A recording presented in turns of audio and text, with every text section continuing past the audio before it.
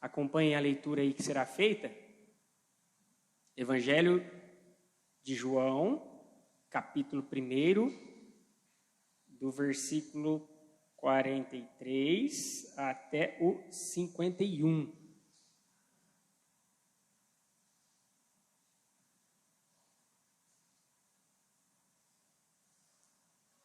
Diz assim a palavra do Senhor.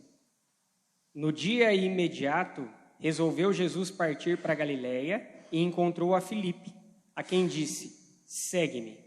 Ora, Filipe era de Betsaida, cidade de André e de Pedro. Filipe encontrou a Natanael e disse-lhe: achamos aquele de quem Moisés escreveu na lei e a quem se referiram os profetas, Jesus, o Nazareno, filho de José. Perguntou-lhe Natanael: de Nazaré pode sair alguma coisa boa? Respondeu-lhe Filipe: vem e vê. Jesus viu Natanael aproximar-se e disse a seu respeito: eis um verdadeiro israelita, em quem não há dolo. Perguntou-lhe Natanael: de onde me conheces? Respondeu-lhe Jesus: antes de Filipe te chamar, eu te vi, quando estavas debaixo da figueira. Então exclamou Natanael: mestre, tu és o Filho de Deus. Tu és o Rei de Israel. Ao que Jesus lhe respondeu: porque te disse que te vi debaixo da figueira, crês?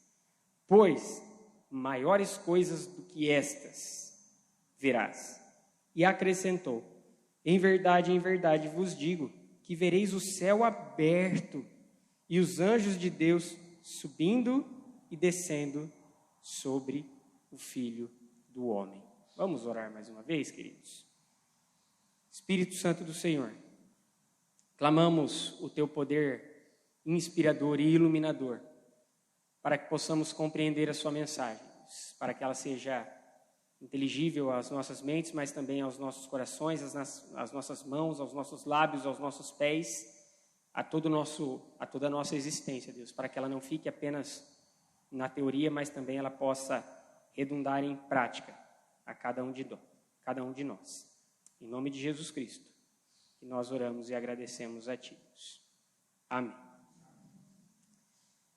É impressionante, queridos, como muitas pessoas, elas usam situações catastróficas, situações de tragédia, situações de calamidades, para ainda mais destruição, para ainda mais desalento, para ainda mais desespero.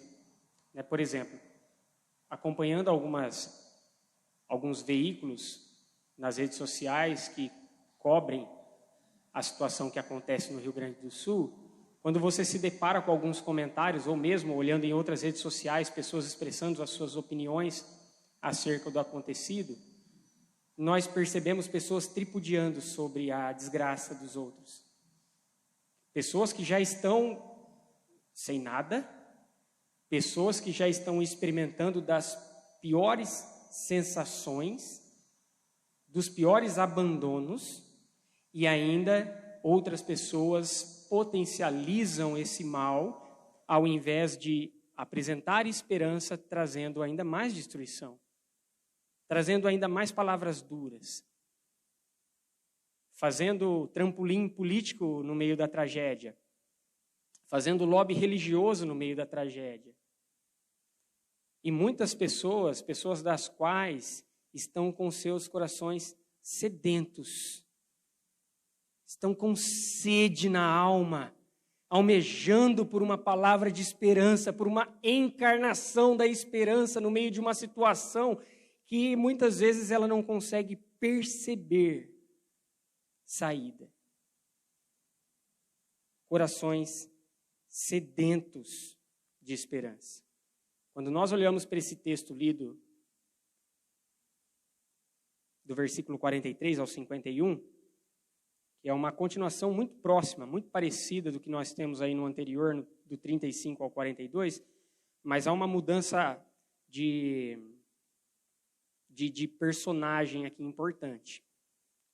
Quando a gente olha para o versículo 35, por exemplo, ainda a personagem principal a que se refere é João Batista.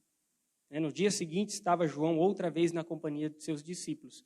Quando a gente olha para o versículo 43, a personagem principal que já começa a despontar no escrito joanino, no escrito de João, é o próprio Jesus. Então ele diz ali, no dia imediato, resolveu Jesus partir para a Galiléia. Então, João, o evangelista, já faz uma transição de uma personagem muito importante, que era João Batista, que ele fundamentou a vinda do Messias, do Cristo, e agora começa já a evidenciar a pessoa do próprio Jesus. E o que nós temos em comum aqui nessas duas unidades de textos, que é do 35 ao 42 e depois do 43 ao 51, é a revelação de pessoas que estão com seus corações sedentos. Estão aguardando, esperando algo ansiosamente. Nós percebemos, diferentemente do início do capítulo 1, onde João Evangelista está falando acerca dos religiosos que não receberam a Cristo, ele diz, e a luz esteve no mundo, mas o mundo não a conheceu. Ele veio para os seus, mas os seus não o receberam. Depois nós temos João Batista lá, na ocasião em que ele foi questionado pelos religiosos, em que ele diz para esses religiosos, no meio de vocês está quem vós não conheceis. Então, se João Evangelista começa a traçar uma base mostrando das diversas pessoas que não se direcionam a Cristo, que não se abrem para Cristo, que não percebem o que de fato Cristo é, agora a partir dessa narrativa e até a anterior ali, Cristo Jesus já começa a ser mais concebido nos corações. Principalmente ali nessas narrativas dos discípulos. Então isso é um contraponto. Estes já têm disposição nos seus corações de estarem com Cristo, de seguirem a Cristo, de ouvirem algo de Cristo, de se relacionarem com Cristo. Seus corações estão sedentos de esperança. E o que a gente percebe nessa primeira parte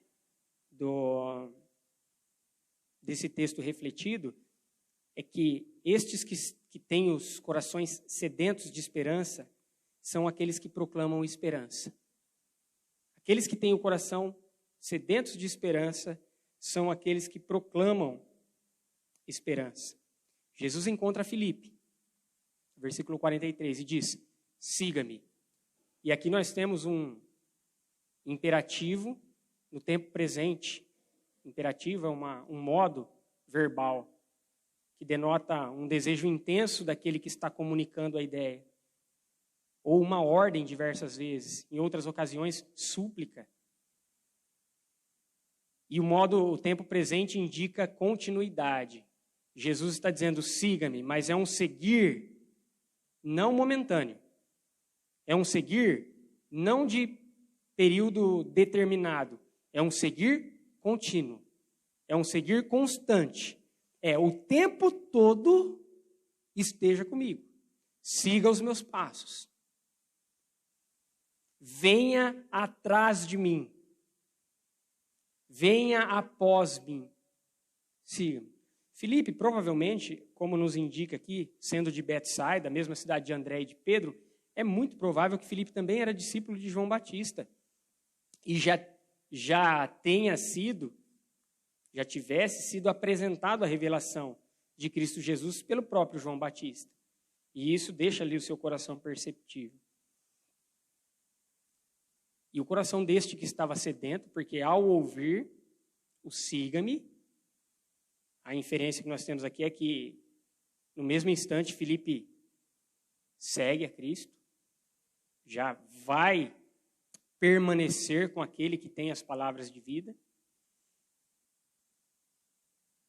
E ele faz a mesma coisa que Cristo fez com ele.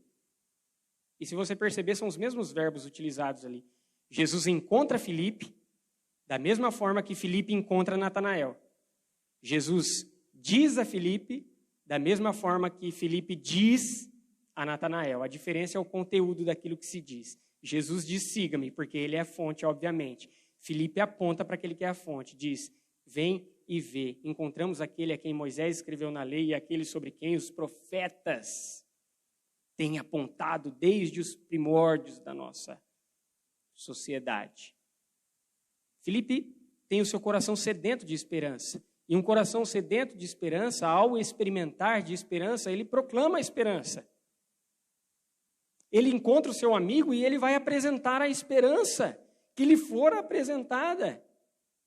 A revelação que recaiu sobre ele, ele não espera.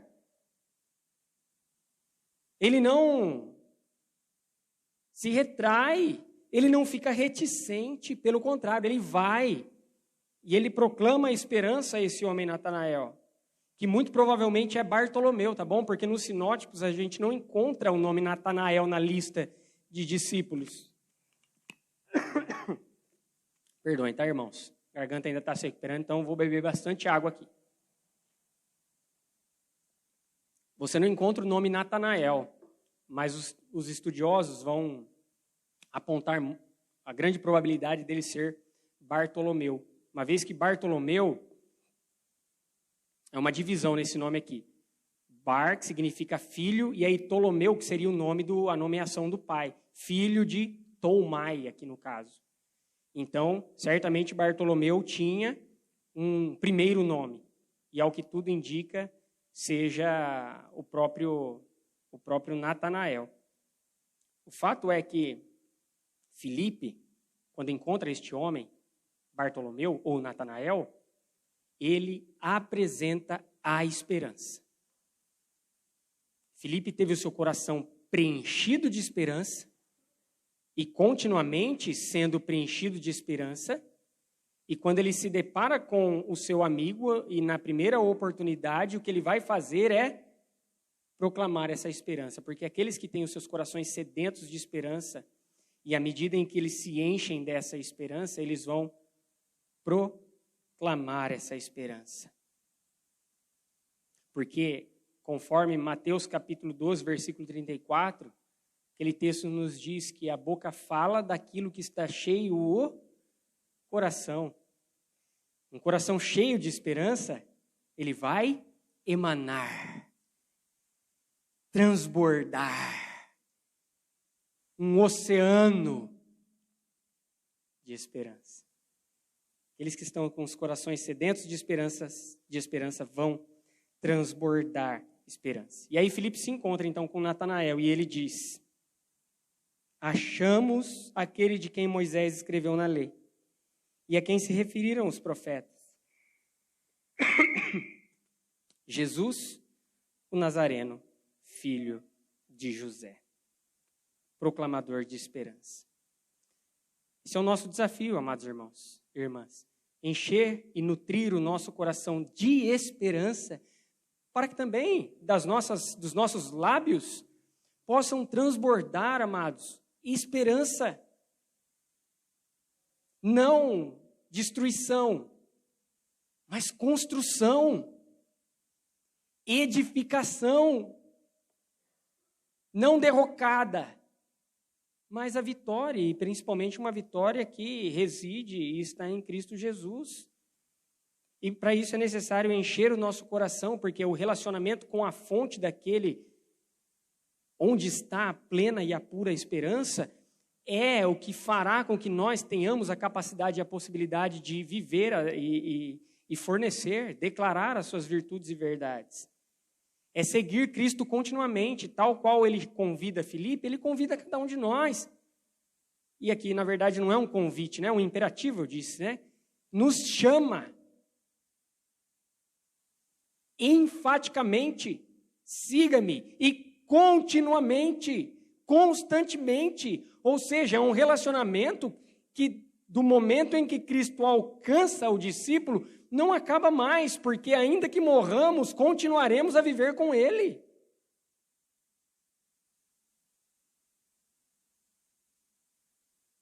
Aquele que teve o seu coração alcançado, quebrantado pelo Espírito do Senhor, e tem acesso então agora à presença de Deus, deve buscar na fonte, se nutrir dessa esperança que reside nele, para que dos nossos lábios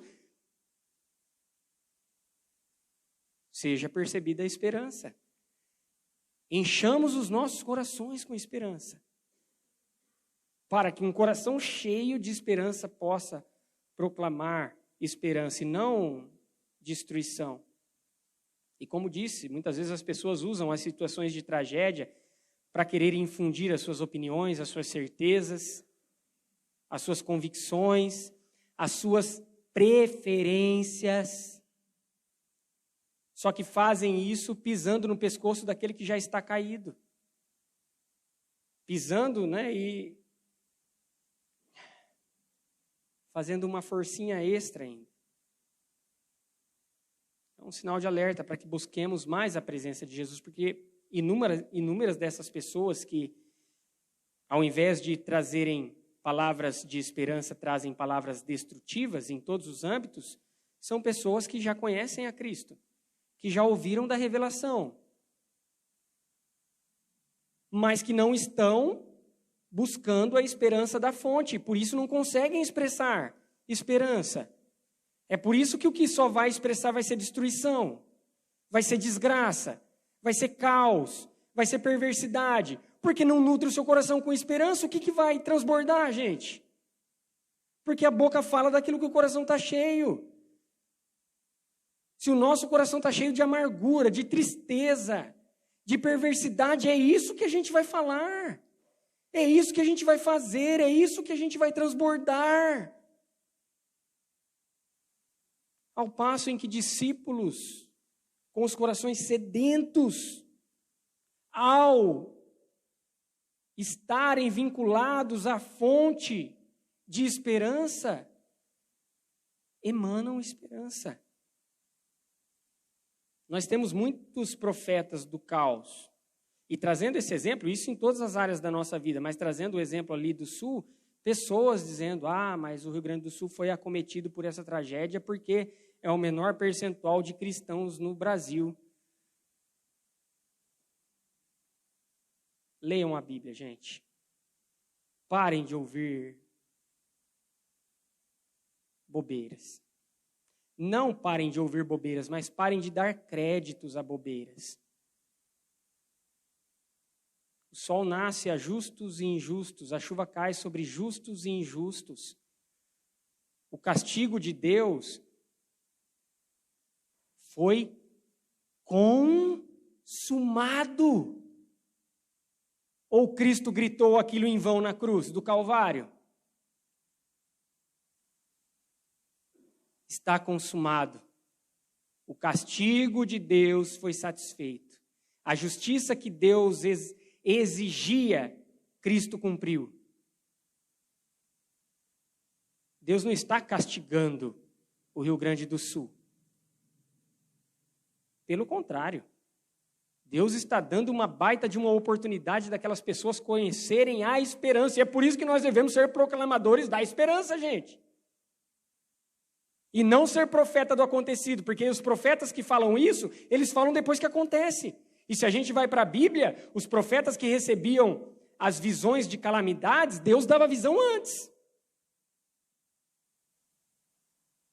Não depois. Óbvio que Deus permite. Permite porque essa é a realidade do pecado, que depois que adentrou o mundo, Deus disse, a terra será maldita por sua causa. Mas se há um castigo direto aqui, não é um castigo direto de Deus, não, gente. É uma terrível incompetência dos nossos órgãos federais, municipais, estaduais, dos nossos políticos.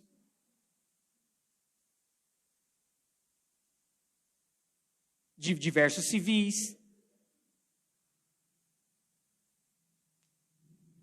Então, as pessoas se valem desses momentos de caos e perversidade para destilar ainda mais destruição, para trazer ainda mais ódio. Fazem lobby político. Tudo bolsonarista, tá vendo? Tudo lulista, tá vendo?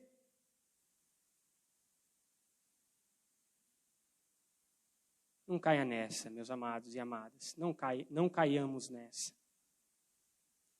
Sejamos propagadores da esperança. Só que para isso o nosso coração tem que estar na fonte. Porque enquanto a nossa fonte for outra coisa, enquanto a nossa fonte for a nossa preferência política, é isso que vai sair da nossa boca. Enquanto a nossa fonte for o legalismo e a religião, é isso que vai sair da nossa boca. Agora, a partir do momento que o coração estiver na fonte de água viva, rica e maravilhosa, o que vai sair é a esperança, como diversos cristãos estão fazendo lá, gente. E assim, eu fiquei de fato impressionado, eu nunca vi, na minha pouca experiência de vida, meus 37 anos de vida, eu nunca vi tanta mobilização, tanta expressão de bondade de Deus por meio da vida de diversos irmãos, a vida daquelas pessoas. Então, se por um lado nós temos os propagadores, os profetas do caos, nós temos os profetas da mensagem da esperança, certamente. Nós temos aqueles que estão comprometidos com a esperança. E isso é maravilhoso. E isso nos dá esperança, porque um coração sedento de esperança, de um discípulo do Senhor, é um coração que vai emanar, reverberar, refletir, transbordar esperança. Sejamos proclamadores da esperança. Estendamos as mãos. Não pisemos nos pescoços das pessoas caídas, mas estendamos as mãos para poder levantá-las. Sejamos proclamadores da esperança, oremos, falemos da esperança, sejamos a expressão da bondade de Deus. E assim certamente Jesus será proclamado entre aquelas vidas sedentas e aqueles corações sedentos de esperança. Corações sedentos de esperança emanam e proclamam esperança. Mas também corações sedentos de esperança são quebrados em sua dureza.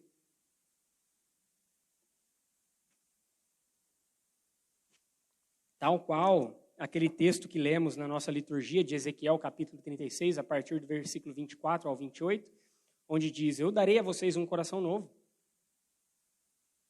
Eu modificarei vocês. Eu transformarei vocês. Tirarei um coração de pedra enrijecido, duro, uma rocha inalcançável, por um coração sensível à voz daquele que é o cuidador e o dono de todas as coisas. Corações sedentos de esperança são quebrados de sua dureza. Natanael, ou Bartolomeu, quando ele ouve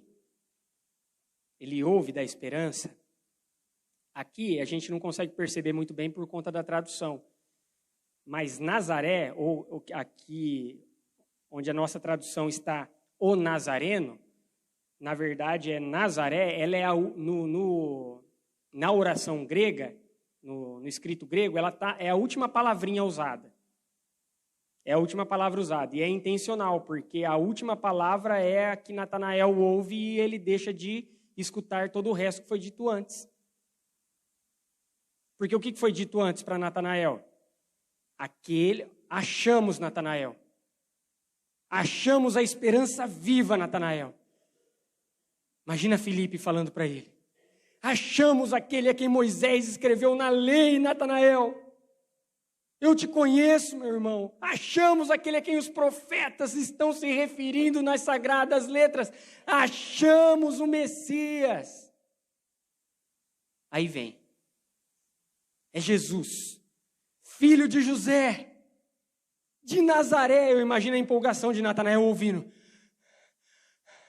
Aí ele ouve de Nazaré ele faz assim.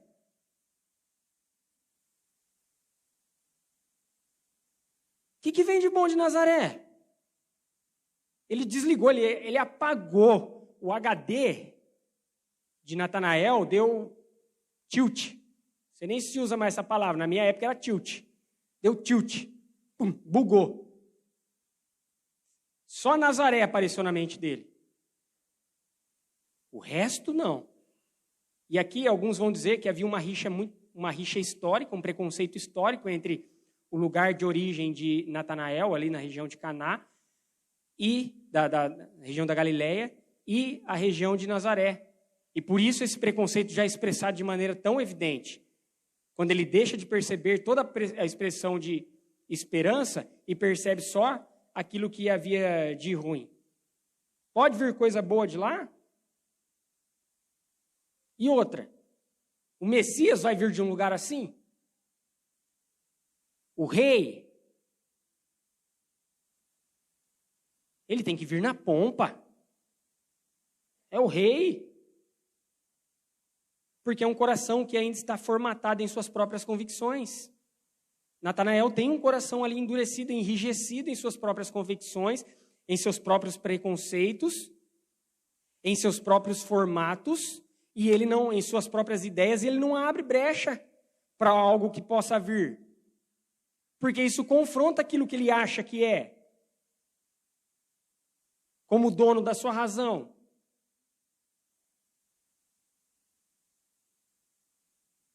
Só que Jesus esmigalha suavemente o coração daquele homem.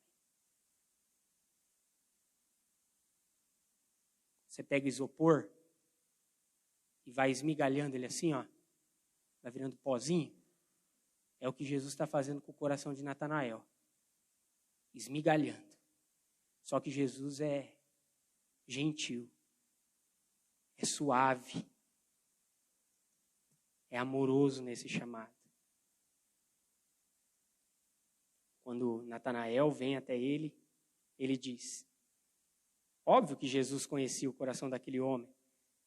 Talvez a resposta de Filipe, que foi muito boa, né? O que pode vir de bom de Nazaré? E Filipe responde sabiamente, vem e vê. Mas imagina Natanael chegando, se deparando com Jesus. A cara de poucos amigos, né? Vou encontrar um cara de Nazaré lá. E aí Jesus vê Natanael com aquela cara de ué. Aí ele diz, eis aí um verdadeiro israelita, em quem não há dolo. Em quem não há engano. Em quem não há confusão. A gente precisa entender essa declaração à luz de uma narrativa ou de uma personagem do Antigo Testamento muito famosa, que é Jacó. O nome em hebraico de Jacó significa enganador, significa aquele que lesa, aquele que traz dolo. Só que quando a gente olha para a história de Jacó, a narrativa deste homem, Jacó, que é neto de Abraão, a gente percebe que no momento da história, esse patriarca, Jacó, ele tem ali um momento em que ele se encontra com Deus, e naquele entrave, naquele embate, Deus identifica Jacó não mais como Jacó, mas como Israel, dando uma nova identidade para aquele homem, dizendo, você não é mais o enganador, você não é mais o que ludibria. Você não é mais o que causa dolo. Você é Israel, aquele da qual se originará o meu povo, a descendência que será o meu povo. Então, quando Jesus... E havia esse entendimento entre os israelitas, os do povo de Israel, de que quando se referia então a alguém, eis aí alguém em quem não há dolo, faz essa ligação com aquela descendência do novo homem, não do Jacó antigo que ludibriava e enganava, mas do Israel, aquele em que está a descendência que de fato herdará a terra prometida. Então dizer e remeter a uma pessoa, a um israelita dessa forma, é dizer, eis aí uma pessoa de fato piedosa. Eis aí um homem com seu coração entregue ao Senhor de verdade. Eis aí alguém que tem o coração sedento de esperança. Foi isso que Jesus declarou. Eis aí um homem piedoso de verdade. E Natanael sabia que ele era. Natanael, veja, ele não tem falsa modéstia. Ele não chega para Jesus, Jesus, vai. Não é tudo isso, não. Ele chega, da onde que me conhece? Porque Natanael sabe da esperança do seu coração. Natanael sabe em quem ele crê. Natanael sabe o que ele espera. Natanael sabe o que ele está vivendo, sabe a esperança que nutre o seu coração. E quando ele se depara com alguém que diz, eis aí um cara piedoso que está aos pés de Deus, ele diz, de onde que o Senhor me conhece? E aí Jesus diz, antes de Filipe te chamar, eu te vi debaixo da figueira. E aqui não há nada simbólico com a figueira, tá, gente? Não há nada de mensagem escondida, obscura, atrás da figura da figueira. Não precisamos caçar nenhuma alegoria aqui com relação à figueira. Mas a gente faz algumas inferências sobre o que talvez estivesse acontecendo com Natanael debaixo da figueira. Talvez debaixo da figueira era onde Natanael se colocava aos prantos aos pés do Senhor. Talvez debaixo da figueira era o momento onde Natanael expressava a sua devoção diante de Deus e falava, Deus, eu aguardo a tua esperança viva e real entre nós, que nos vai livrar do cativeiro. Talvez fosse debaixo da figueira que Natanael expressava todo o seu coração sedento de esperança. E quando Cristo fala, eu te vi debaixo da figueira, aquele homem desmonta. Olha o coração. De pedra, sendo transformado em um coração de carne. Um coração sedento de esperança, mas que ainda tinha sua rigidez, agora é quebrado, para que possa tornar-se sensível àquele grande rei que estava na sua frente. E quando ele ouve, te vi quando estava debaixo da figueira, aquele homem exclama, esse cara me conhece. Esse que está aqui me conhece. Mestre, tu és o Filho de Deus, o Rei de Israel. O que nós vemos nos outros evangelhos ser confessado lá na frente, nós temos o evangelho de João já trazendo no comecinho, Filho de Deus, alguém confessando. Óbvio que não é o mesmo entendimento que nós temos de Filho de Deus, tá? Hoje nós temos uma concepção desenvolvida, já formulada e bem construída de que Cristo, e como o João vai deixar mais claro depois, é aquele em quem reside a própria natureza divina. Não é nesse sentido que a confissão de Natanael está declarando Jesus como Filho de Deus. É mais na concepção de como, por exemplo, eles se referiam a Davi. Davi como Filho de Deus. Filho de Deus, Rei de Israel, o Messias prometido. Chegou. Está aqui. Um coração sedento de esperança, que ainda experimentava de um endurecimento, foi esmigalhado de sua dureza e pôde reconhecer aquele que estava à sua frente. Discípulos e discípulas de Jesus têm corações quebrados de suas convicções, queridos irmãos e irmãs, de seus preconceitos históricos. E exemplifico para ficar fácil. Eu cresci num bairro muito marginalizado ali da cidade de Americana. Quando eu saía com a minha mãe, ou na escola mesmo, as pessoas saíam de perto da gente quando a gente falava o bairro que a gente morava.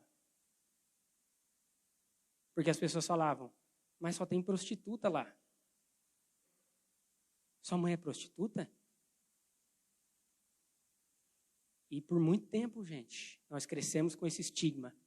Hoje é muito diferente, certamente. Ainda tem os locais onde as perversidades acontecem, mas era só conhecido por isso. Havia uma construção histórica, um preconceito formulado histórico.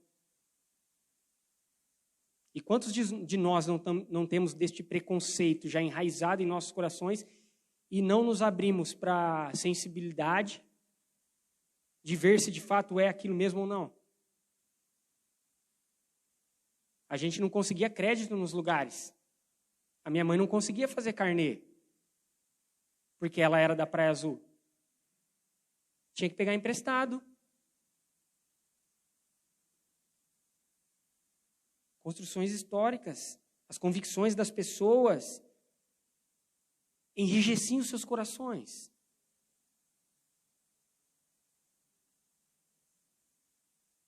Nós somos chamados a ter um coração quebrado e um coração ensinável, um coração disposto a aprender, disposto a receber, disposto a desenvolver-se cada dia mais e cada vez mais. Pessoas que se fecham para o aprender, com quem quer que seja, se fecharam à escuridão faz tempo. São pessoas que não experimentam mais da luz, pessoas que acham que sabem de tudo, que entendem de todas as coisas e que a sua opinião, as suas ideias estão fechadas, lacradas, ninguém toca, irredutíveis.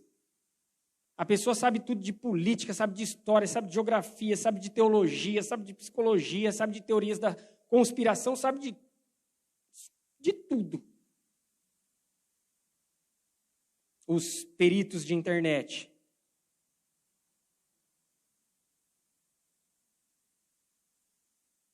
E ai de alguém que realmente tem um entendimento daquele assunto que está sendo tratado, se ele contrariar. Uma pessoa que estuda, que se fundamenta. Ai, se ela contrariar o sabichão, a sabichona. Coração enrijecido, duro em nossas convicções, em nossas ideias, em nossas construções.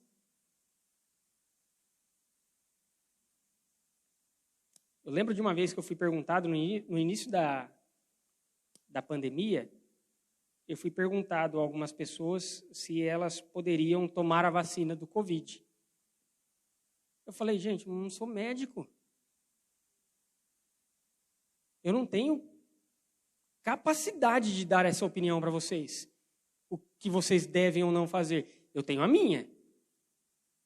Mas o que eu aconselho vocês? Procurem o médico de vocês. Ah, mas os médicos, cada um fala... Procure o seu médico de confiança. Avalie o que ele vai dizer. Veja o que ele vai falar e, a partir do que ele falar, você toma a sua decisão. Mas eu não tenho a mínima condição de te oferecer essa opinião, de ser padrão para você nessa questão. Porque, de fato, não sou, gente. Não tenho especialidade nisso. Não posso. A partir daquilo que eu ouço, que eu converso com pessoas, eu formo a minha opinião. Mas a minha opinião, nesse sentido, não é padrão para ninguém. Não é padrão para ninguém. Então, é reconhecer que nós não somos donos da verdade. Nós não precisamos saber de todas as coisas. É ter um coração ensinável.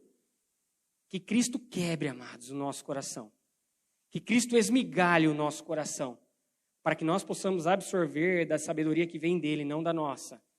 Para que nós possamos, da mesma forma como aquele coração de Natanael foi esmigalhado e ele pôde se jogar aos pés da cruz, nós possamos experimentar de humildade a ter o nosso coração esmigalhado, quebrado, triturado. Traz dor? Traz. Mas será um coração disposto a crescer cada dia mais em todas as coisas, em todas as áreas, porque para Ele e por Ele são todas as coisas.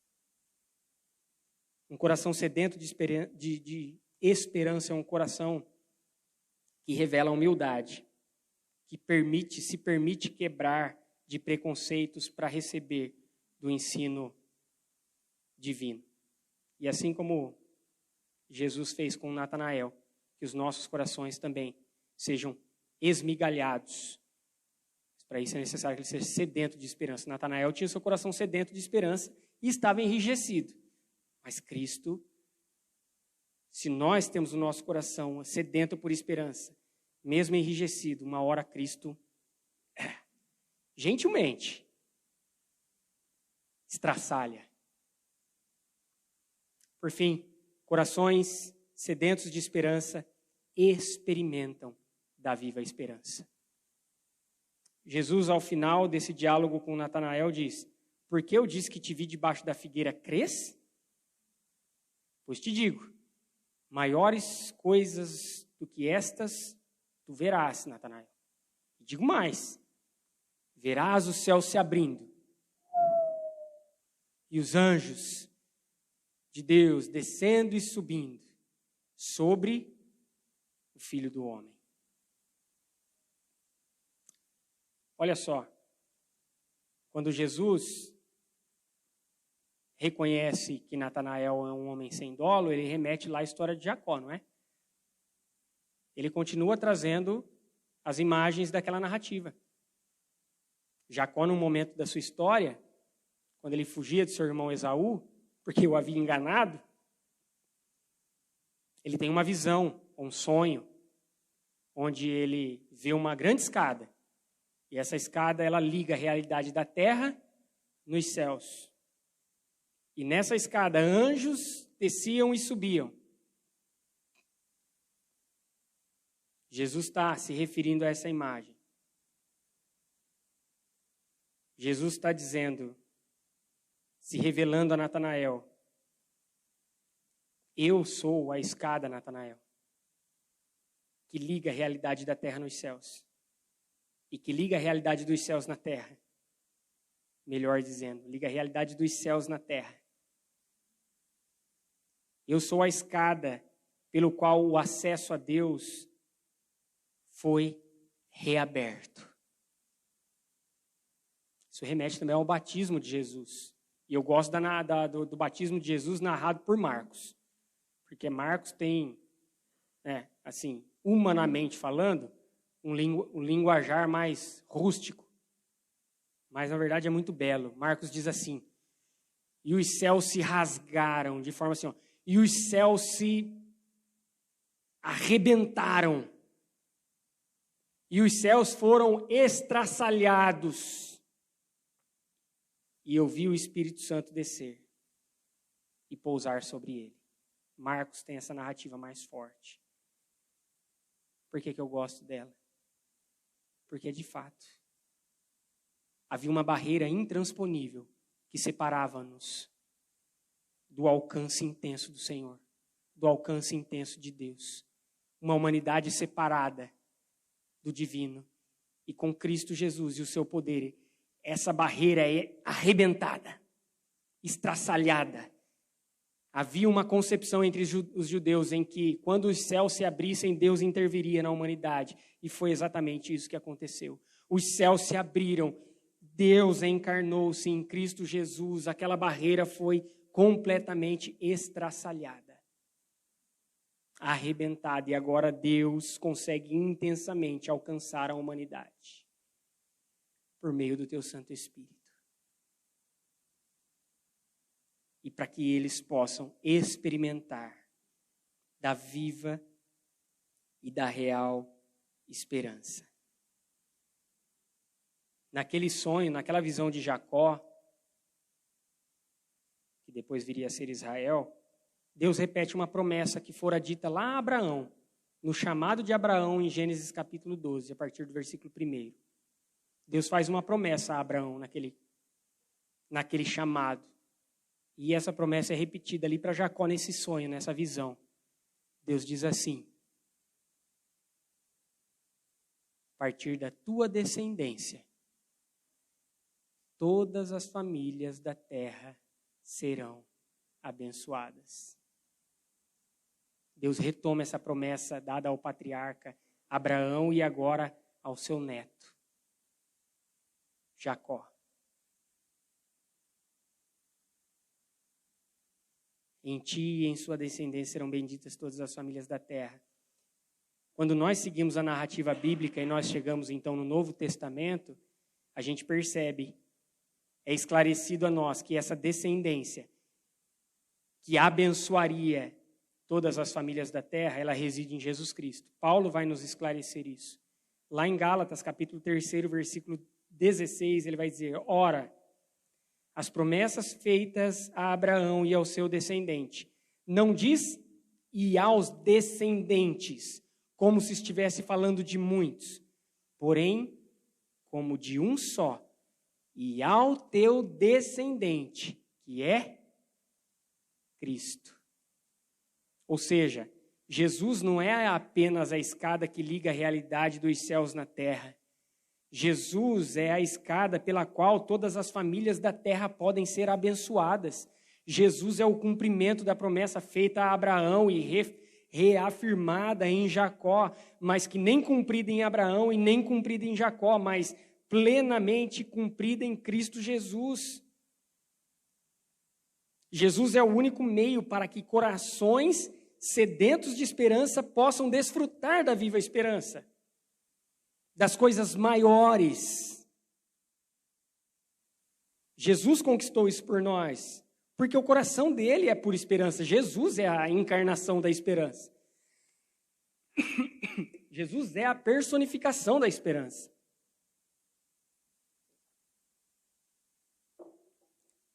A sede que nós temos em nossa alma, ela só pode ser saciada nele. Então, o que Jesus está apresentando a Natanael já é uma realidade que cada um de nós experimentamos.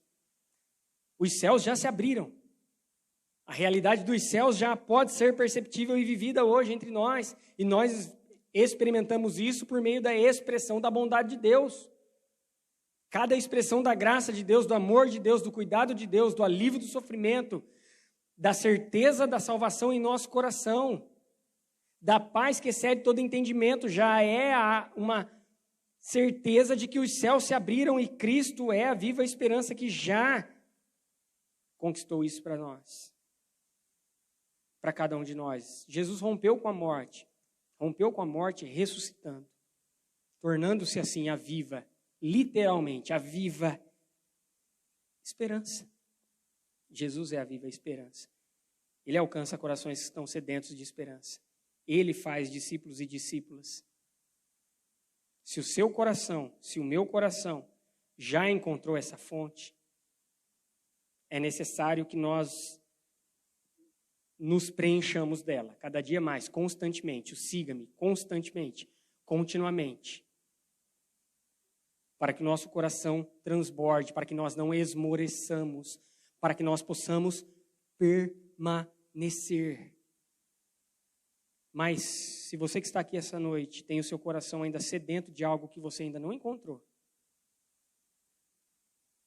Cristo está se revelando a você esta noite, se apresentando a você esta noite, como aquele capaz de matar completamente a sede da sua existência. Só Ele é capaz disso.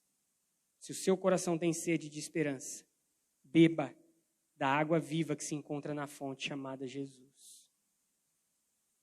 Discípulas e discípulos de Jesus têm o seu coração sedento de esperança. E por se encherem de esperança, proclamam a esperança. Têm os seus corações quebrados, esmigalhados, para tornarem-se sensíveis à voz do Senhor. E, por fim, podem experimentar da real e viva e única esperança que reside em Cristo Jesus. Algumas tarefas aqui para que nós possamos refletir e praticar acerca de tudo isso que nós falamos. 3 coisas. Primeira, tenhamos palavras de esperança, queridos. Não sejamos portadores do caos. Sejamos portadores da esperança, proclamadores da esperança, da paz, de tristeza, de caos, de perversidade, de destruição. O nosso mundo já tem demais. Tornamo-nos o contraponto, sendo palavras de esperança. Segunda coisa, tenhamos o coração ensinável, disposição de aprender. Nós não sabemos de todas as coisas. Nunca saberemos de todas as coisas, mesmo naquilo que nós nos especializamos. Eu tenho 6 anos de ministério na prática e tenho cerca de 10 anos de academicismo na teologia. Não sei nada, gente. Não sei absolutamente nada. coração ensinável. Não somos o dono da razão, exerçamos humildade. Isso mostra onde reside o nosso coração. Terceira e última coisa, para que possamos refletir e praticar. Tenhamos experiência com a viva esperança. Com a esperança que é Cristo Jesus. E o que é isso? É relacionar-se com Ele. É entregar-se a Ele em oração, em leitura da palavra, em jejum, em contemplação, as práticas espirituais. É buscar a Cristo, buscar a sua face, buscar o seu conselho, buscar as suas virtudes, se encher dele para que as outras duas coisas possam ser reais. Porque sem essa última experiência com a esperança, nem teremos um coração ensinável, nem seremos proclamadores da esperança. Porque nós não somos capazes de nada.